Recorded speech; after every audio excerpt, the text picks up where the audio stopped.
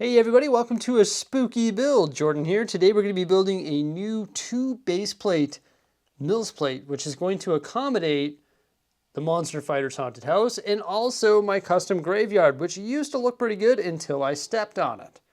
This actually used 2 of the hidden side graveyard sets, a bunch of spare pieces, and the Rise of Voldemort. Have you ever seen the spooky interior of this haunted house? Well, there you go. It's pretty cool how it opens up like that. This is by far the best haunted house that LEGO has ever produced. Well, I guess their drop ride is pretty cool too. Gotta give it to that set. But I actually built this based on a rebrickable model, and this placed the haunted house onto a 32 by 32 base plate. So that one took up 1 base plate. The graveyard took up 1.5 base plates. So combined, it was actually 2.5 base plates, but I'm gonna be reducing it in size to 2 base plates. Starting with the base plate here, I wanted to raise up the haunted house. So I actually made the platform for it 2 bricks tall, and then I blend in that platform using various slopes in light and dark gray. I just think the haunted house should be a little bit higher than the graveyard. So of course I've got to put some colorful support bricks down as well. So that's our platform there, nicely blended in using all of those slopes, 2 bricks tall, colorful bricks inside, and I decided to leave the face of it open because I'm not sure what's going to go there yet. Now it's the fun part of locking the haunted house down onto its new platform. I know the haunted house does open up, but I'm not really too concerned about that play feature, so I'm actually going to lock it in place. I could have used jumpers and jumpered it in spot, but honestly, it would be fairly easy to pop off if I needed to open it up. So here we go. We've got our haunted house placed on its little raised platform there. Now I've got an entire 32 by 32 dark gray base plate ready for the graveyard. So the first thing I decided to do was start to rough in my pathway and also just sort of do the border of the graveyard. But I'm gonna fill in that pathway there the same way that I filled in the pathway for the Winter Village using all of those slopes. I love that technique. I just think it was super cool.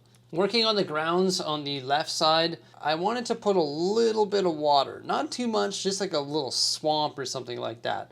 Put one of the big tombstones and just various plants and stuff like that. Then I had to start to get some curvature on that path just by using various plates, and I think it turned out pretty nicely. Just all sorts of angle plates in dark gray. We've got our nice steps there as well, which match the vibe of the original set, and then the little swamp with a couple tombstones there. Okay, so now that that's complete, it's time to start working on our other things here in the graveyard. It's quite a bit of space to work with, so I think I'm actually going to recycle this hut. I really don't mind it. Uses all sorts of the bricks, also has a nice door on it, vines and stuff creeping down off the sides, a little bit of interior detail, nothing crazy, but doesn't really need it, and then it's got like a dead tree on the top. Overall, I think this build looks nice. It's from the old graveyard, but I don't think it needs to be rebuilt. I honestly think that we can just recycle it in this new graveyard. And I think it's going to go right about there. So with the other available space, I know I want to add some trees. I've got this old tree here. This one is actually sort of a remock that was built using 2 of those hidden side trees. So this was in the hidden side graveyard.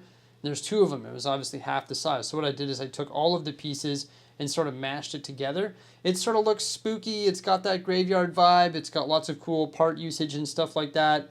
So I like this one. I think I'm going to keep it. So there's some other tombs that we got here, including the one from the Rise of Voldemort set, which is the Tom Riddle grave. It comes with a really cool statue. And there's also like this play feature that's embedded inside of it. You can see how it's sort of raised up with those plates at a unique angle, and then that thing pops up there because it's the Rise of Voldemort. It's the scene when they're in the graveyard. And then I have these other 2 tombs, which are once again from the Hidden Side Graveyard set. I don't think I have room to use both of them, but they do come with this really cool 2x4 sticker piece and also the shield sticker piece as well. And they can open up, and this one's got a skeleton inside. So I definitely want to reuse at least one of these in our graveyard. And of course my desk is filling up full of pieces because we took apart that existing graveyard, and there's a bunch of parts here that can be used on our new and improved one. So I'll definitely be doing that as well. Alrighty, so the first thing I have to do is fill in my grounds. So using some colorful bricks to create a MILS plate. I wanted to give it a dark gray border, but I wasn't sure how big I wanted that dark gray border to be. So I go through a couple different ideas of how I want that. Just a lot of different trial and error. And then ultimately I decided to just do a border that's 1 stud wide of dark gray and then fill in the rest with the reddish brown color. It looks sort of structured right now, but I do add some plates and stuff like that. So I placed that big tree, I placed our tomb, and I placed that building. And then I had to add a bunch of other plates and stuff that are going to help break up that harsh transition from the dark gray to the reddish brown color, and just add more details like plants and stuff like that. I think the new and improved graveyard is turning out quite nicely here. The next thing that I'm going to work on is actually a tree that will go in this corner and sort of droop over top of the graveyard. So this is the tree that I came up with here. It uses the yellow and dark orange leaves. I really like it though. It just curves over top of the graveyard. I used the 2x2 circular bricks on the bottom, then 2 different types of brown connectors to get those leaves at the unique angles. There's also 2 different brown arches, a smaller one and a larger one, that allows it to curve over top of the graveyard. That's what I was sort of going for.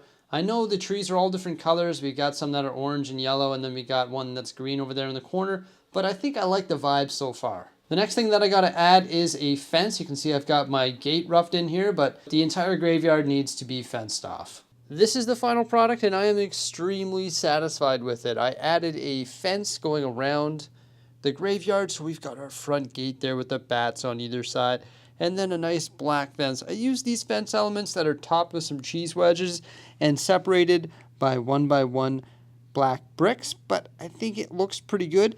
I think they were the best parts that I could use based on the parts that I have in my inventory. I love this tree that's drooping over top of the graveyard. Also just our pathway that leads up to the entrance of the haunted house. Our little shack there with the dead tree on top. Tom Riddle's grave. We also got Voldemort hiding in the corner there. I could have added more minifigures, but I think the old graveyard, which had a lot of minifigures, was just overcrowded and didn't look that good. But this one looks pretty awesome. We got a little bit of water there with a ghost and some more tombstones. And on this side of the path, we have more tombstones as well. I love that path. That technique is awesome. And on the back side here, you can see I created a stone wall rather than continuing that fence because I had limited fence elements. But I think the stone wall back here actually matches up nicely with this little shack and also matches the vibe of these slopes going around the perimeter of our haunted house. Now I did add more slopes to the haunted house, so or around the perimeter of it, and I just think having it raised up a little bit blends it in nicely there. One of the main reasons I did that is because I didn't have any more of these fence elements, and I wasn't sure how this would look going around the entire thing.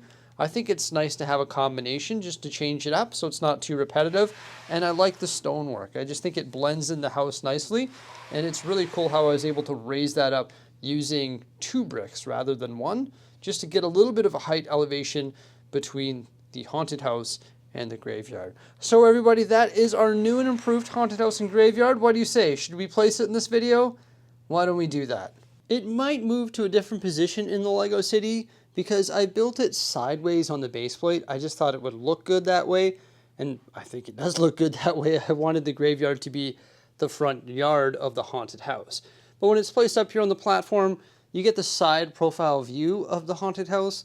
It would be better if it was, for example, right here taking up 2 base plates, and you can see it on the end of Pop Culture Street. That might look pretty cool, but then of course some of these buildings have to move, and as you all know, well, I recently moved those and put those there and made it work. So I'm not too excited about moving things around a crazy amount right now, but this is where I've placed it temporarily. You can see it's up on the raised platform, so it looks pretty good, but you get the side profile view of it. Everybody, that is my haunted house placed here in the Lego City and refreshed. Let me know what you think of it by commenting below. Remember to like, subscribe, and stay tuned. Thank you so much for coming on by. Farewell.